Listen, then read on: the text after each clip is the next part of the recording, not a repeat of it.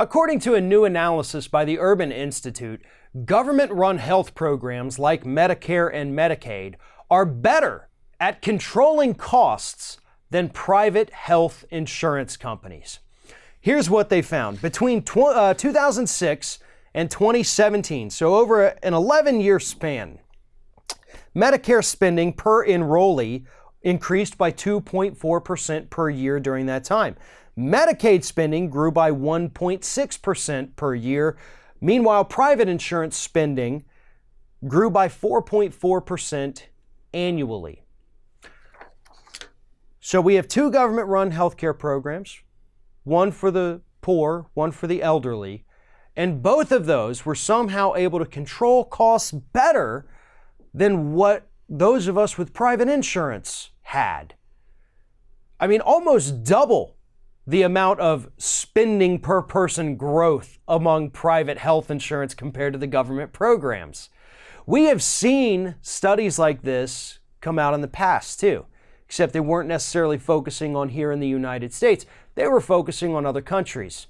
And countries with government-run healthcare programs tend to spend less and see far slower growth in spending per person for healthcare services than those countries like us that have to rely on private health insurance. The point I'm trying to get at here is that not just all over the world in these countries with socialized medicine, but even here in the United States, for the few people that are on our socialized medicine programs, they're getting better coverage. They're getting better prices. They're getting better deals than the rest of us who have to go through private insurance. It is nearly impossible to look at these numbers. And you actually, when you look at the numbers, you see that more and more people had enrolled in these programs, and yet they still managed to keep the costs lower.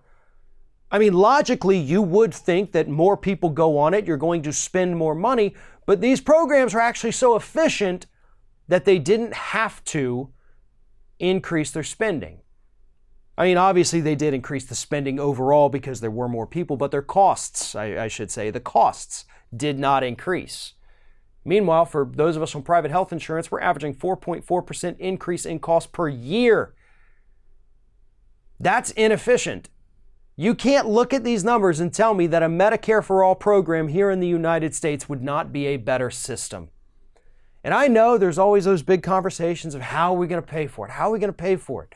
Well, maybe we don't need to spend close to $800 billion a year on our military.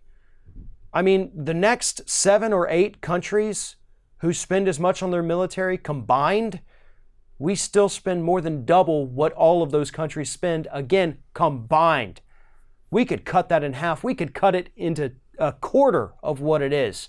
Still be spending more than everybody else and provide better quality healthcare coverage for people here in the United States, run by a government program that knows damn well how to get things done.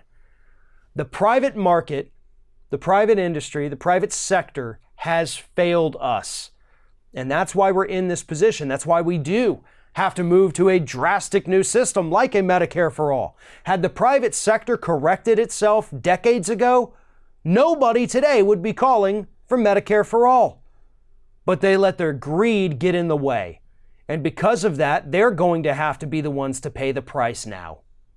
Medicare for All is the only solution to these problems because the private sector has proven time and time again that as long as they can gouge us and make us pay as much as possible, they're damn sure going to make us do it.